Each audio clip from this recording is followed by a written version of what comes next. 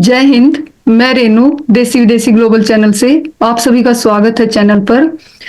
आज हम फिर से आए हैं कृष्ण भैया के साथ। आज हम डिस्कस करेंगे इंद्रियों के ऊपर। हमारी इंद्रियों में जैसे 5 अंग आते हैं, सभी को पता है, नाक, कान, आंख, स्किन और जीभ। तो इन सब के ऊपर हम कंट्रोल कैसे कर सकते हैं, और हमें ना इन इंद्रियों के थ्रू खाना भी खाते हैं। आंख, कान, नाक, इनके थ्रू हम खाना कैसे खाते हैं, ये सब हम आज वीडियो में डिस्कस करेंगे। और इनके ऊपर कंट्रोल कैसे किया जा सकता है, तो ये सब देखने के लिए वीडियो में लास्ट तक बने रहें। नमस्ते भैया। नमस्ते, नमस्कार रेणु जी। और कैसे हो? बस बढ़िया, थैंक यू वेरी मच। तो भैया ये इंद्रियां होती क्या है, पहले तो ये बताओ। हाँ हाँ, तो इंद्रियों के बारे में मैं ये बताता हूँ कि हमारा जो शरीर है, एक तो स्थूल शरीर है, सूक्ष्म शरीर है। तो स्थूल शरीर में जो 5 इंद्रियां होती हैं, 5 इंद्रियां जैसे आंख, आंख से हम देखते हैं। और दूसरी इंद्रिय कान, कान से हम सुनते हैं। और नाक से स्मेल करते हैं, जीभ से टेस्ट करते हैं, और स्किन से टच करते हैं, त्वचा जो होती है। तो जो 5 जो इंद्रियां हैं, इनको ज्ञानेंद्री बोला जाता है। अच्छा, इनको ज्ञानेंद्री क्यों बोला जाता है? ज्ञानेंद्री इसलिए बोला जाता है क्योंकि ये इंद्रियां हैं जिनसे हम ज्ञान अर्जित करते हैं, जिनसे हमको समझ आती है।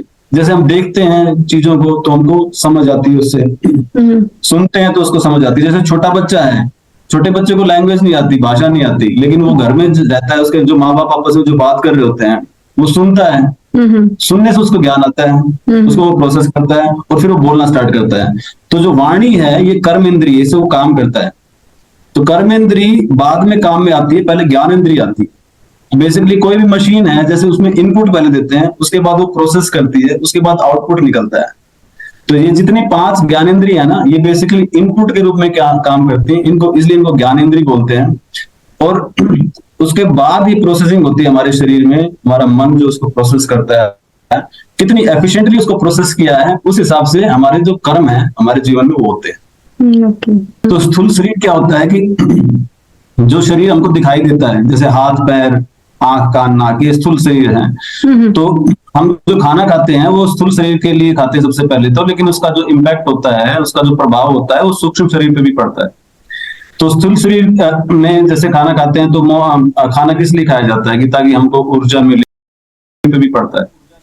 तो स्थूल शरीर में जैसे खाना खाते हैं तो खाना किस लिए खाया जाता है कि ताकि हमको ऊर्जा मिले, ताकि शक्ति मिले, हमारा जो मस्तिष्क है, जो हमारा दिमाग है, वो अच्छे से काम करे। तो ये शरीर तो एक मशीन है बेसिकली।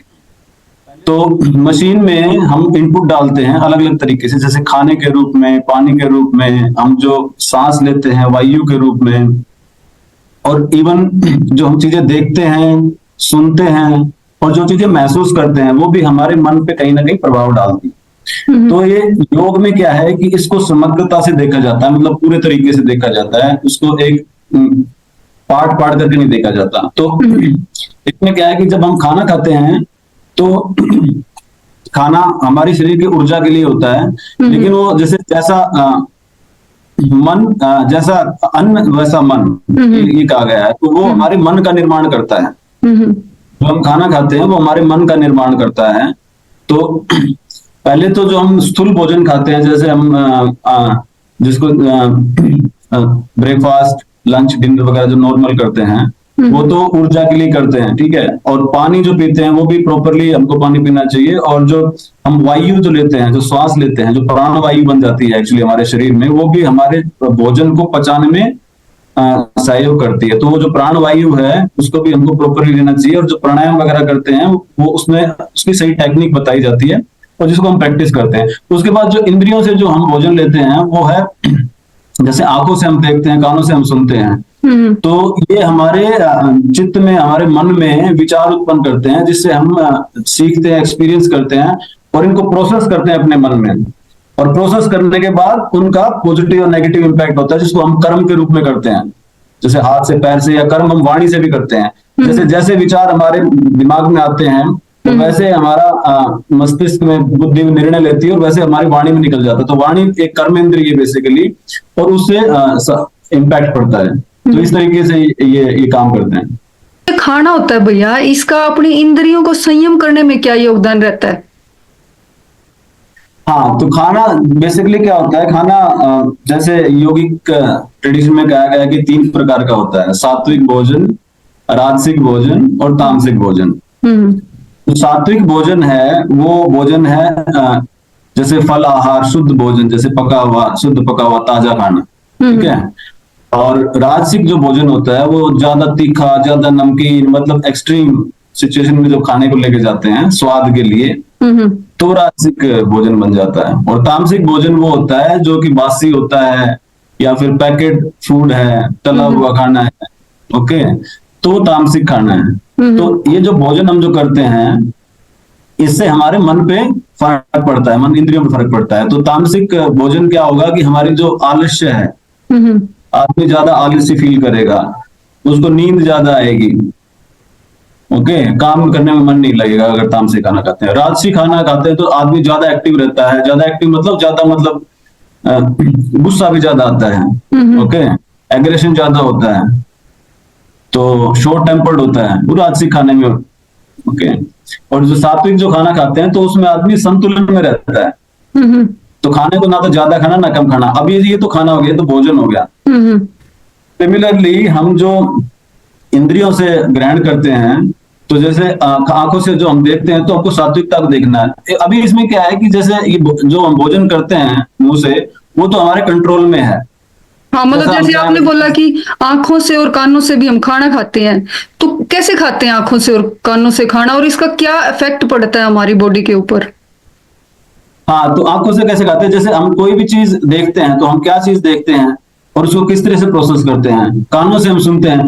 अभी क्या है कि जब जो हम भोजन मुंह से करते हैं ना उसको तो हम कंट्रोल कर सकते हैं, लेकिन जो आंखों से और कानों से ज्यादातर हम कंट्रोल नहीं कर सकते, स्पेशली आंखों से। फॉर एग्जाम्पल, आप बाजार में गए तो आप तो कंट्रोल कर सकते हैं ना कि क्या हमको दिखाई दे रहा है। आप बाजार में गए तो वहां पे गोलगप्पे की रेहड़ी लगी हुई है, और वहां पे तो आइसक्रीम भी मिलती है, वहां पे तो चिप्स कुरकुरे भी मिलते हैं, तो सब आपको दिखाई देता है, फिर मन ललचा जाता है, तो आपको कंट्रोल करना है।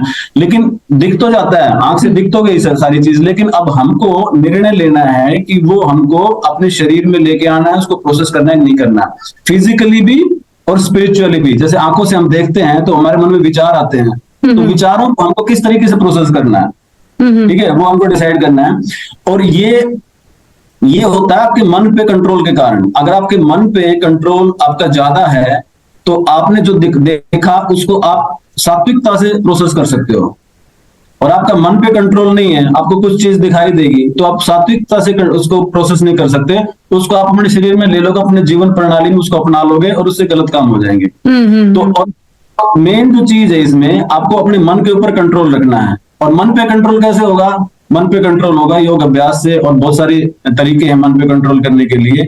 तो ये सब चीजें जो हम इंद्रियों से जो भी कुछ देखते हैं ना, उनको एक लिमिट तक कंट्रोल किया जा सकता है, क्योंकि संसार को तो हम कंट्रोल नहीं कर सकते ना। कई बार तो ऐसे होते हैं कि हम ऑफिस में बैठे लेकिन फिर भी हमारे कान में कुछ ऐसी बात पड़ रही है जो कि नहीं पड़नी चाहिए, ओके। अब हमारे कान ने तो सुन लिया उसको, लेकिन जैसे फॉर एग्जाम्पल किसी ने आपकी बुराई कर दी, ठीक है, या कोई आपकी प्रशंसा कर रहा है, ठीक है, अब बुराई कर दी तो उसको एज ए वो लेना है कि उससे बदला लेने की भावना से उसको प्रोसेस करना है, या फिर उस पर ऐसे चिंतन करना है कि अब इसने बुराई तो कर दी, अब बैठ के मैं सोचती हूँ कि ये क्या, ये सही में क्या मैं ऐसा करते हैं, हम लोग ऐसा करते हैं, सो दैट मैं अपने आप को इंप्रूव कर सकूं। तो ये जैसे आपका जो मन है वो कंट्रोल में और वो स्ट्रोंग होगा ना, तभी इसके ऊपर आप काम कर पाओगे, जो इंद्रियों से जो भोजन ले रहे हो। नहीं तो क्या होगा कि जो आप इंद्रियों से भोजन ले रहे हो ना, इमीडिएटली रिएक्ट कर दोगे। किसी ने गलत बोला, आपने उसको गाली दे दी, ठीक है, आपको कुछ दिखाई दिया, आपने उसको ग्रहण कर लिया अपने शरीर में, ठीक है। तो ये ऐसे होता है। तो ऐसे मतलब आंखों से और कानों से खाना खाया जाता है, हाँ, जिसका पता भी नहीं चलता हमें।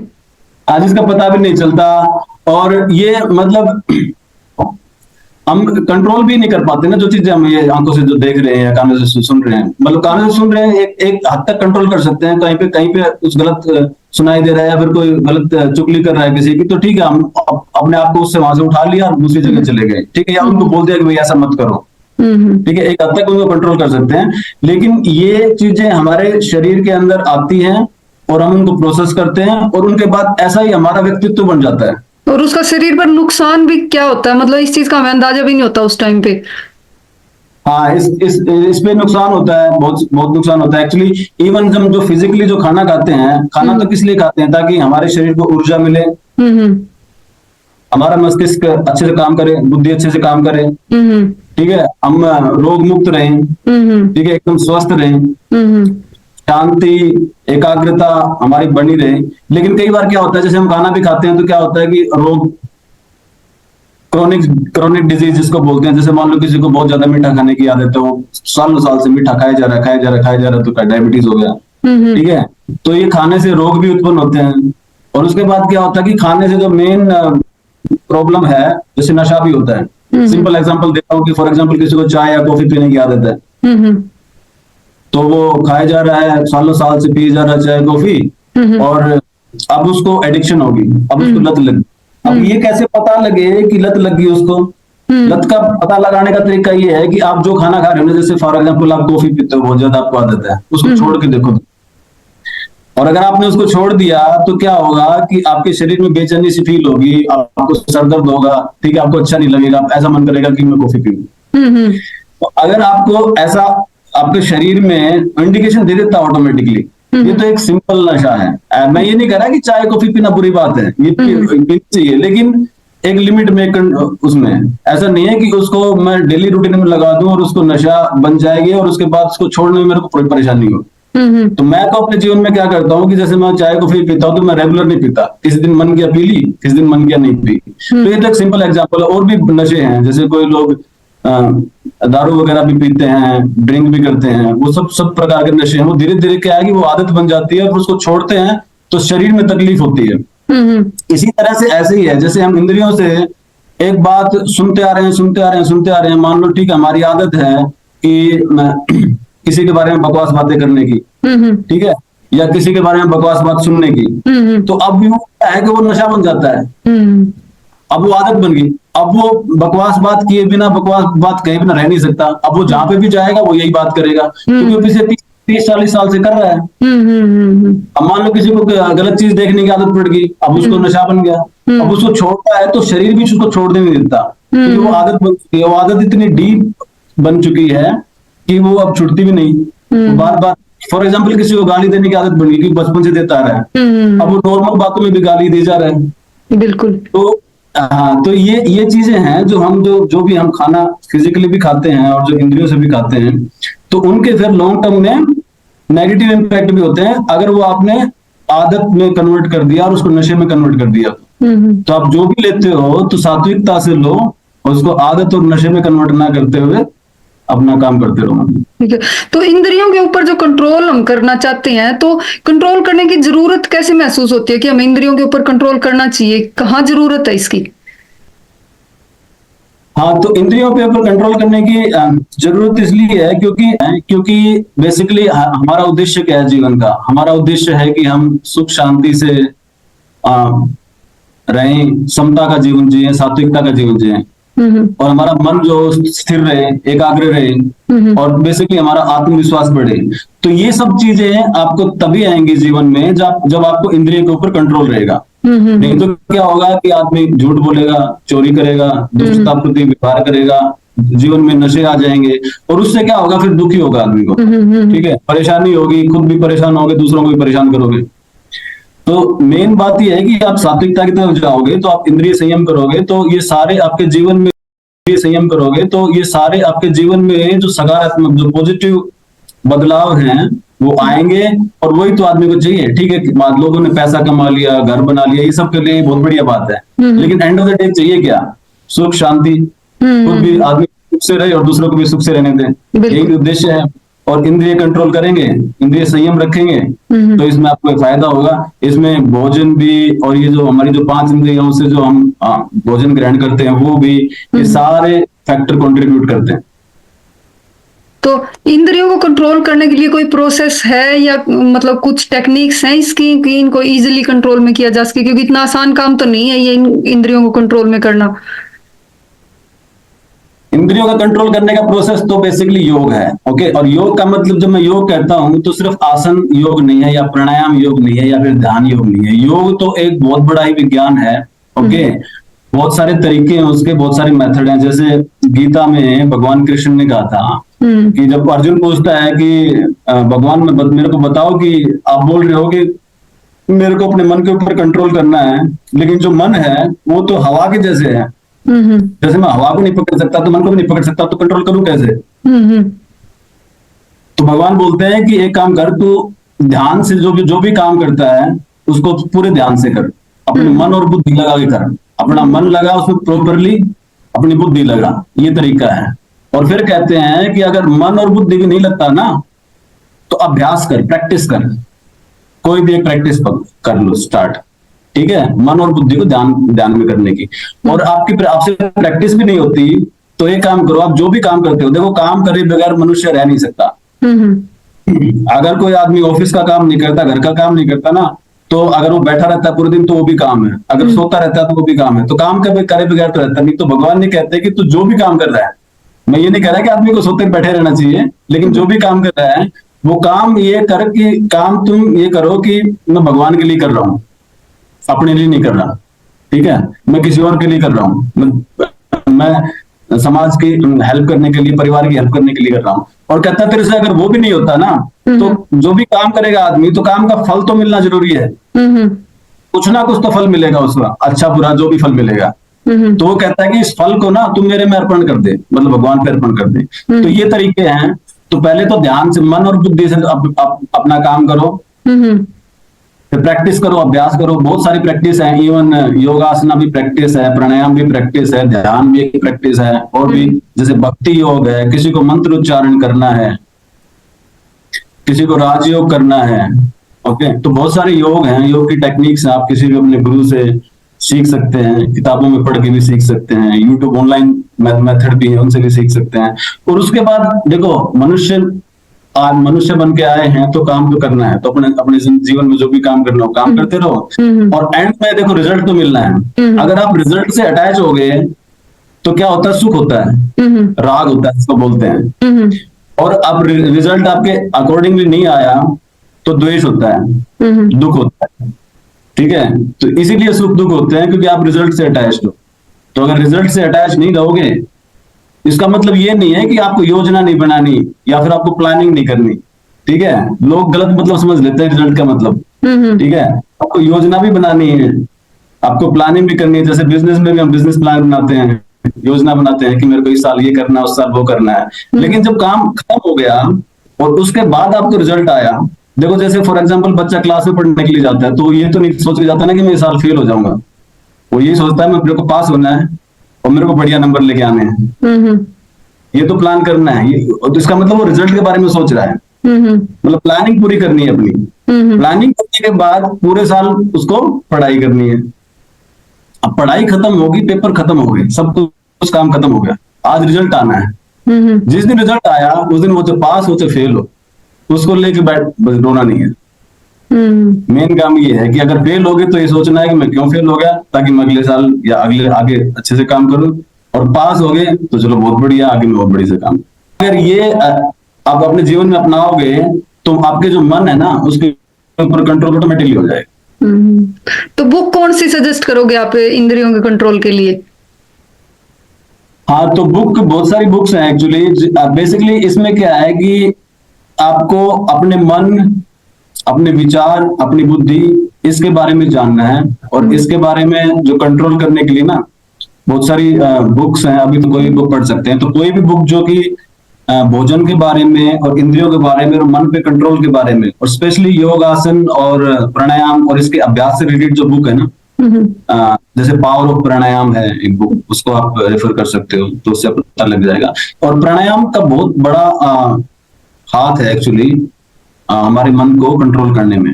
क्योंकि जो प्राण शक्ति है ना, जो प्राण शक्ति मतलब जो हम जो श्वास लेते हैं, वो श्वास बेसिकली आपकी प्राण शक्ति में कन्वर्ट हो जाती है।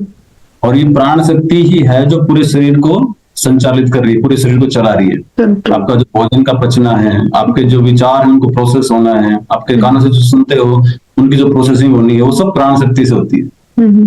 तो प्राणायाम से रिलेटेड बुक पढ़ो और उससे फायदा होगा। ओके, तो लास्ट में क्या मैसेज दोगे आप पब्लिक को? लास्ट में यही मैसेज है कि आप जो भी अपना काम करें, पूरी जागरूकता के साथ करें, अपने अपने को समझने की कोशिश करें, ठीक है, अपने शरीर को समझने की कोशिश करें, अपनी इंद्रियों को समझने की कोशिश करें, किस तरीके से हम इंफॉर्मेशन ले रहे हैं, किस तरह से उसको प्रोसेस कर रहे हैं, और जो हम इंफॉर्मेशन आउटपुट जो निकल रहा है जिसको कर्मेंद्री बोलते हैं, जैसे हाथ और पैर से हम काम करते हैं या वाणी से जो बोलते हैं मुंह से, तो वो किस तरह से कर रहे हैं, उसके ऊपर मनन और चिंतन, मतलब सोच विचार करना है, और अगर कुछ गलत है उसमें तो उसको ठीक करना है, और योग अभ्यास करते रहें। बेसिकली योग अभ्यास से क्या होगा कि आपके मन के ऊपर कंट्रोल ऑटोमेटिकली होना स्टार्ट हो जाएगा। तो यही मेरा संदेश। ओके, बहुत बढ़िया इंफॉर्मेशन दी भाई आज आपने, थैंक यू। और आप सभी को वीडियो कैसी लगी कमेंट बॉक्स में अपनी राय जरूर दें, और चैनल को सब्सक्राइब करें, और वीडियो को लाइक करें और शेयर करें। जय हिंद।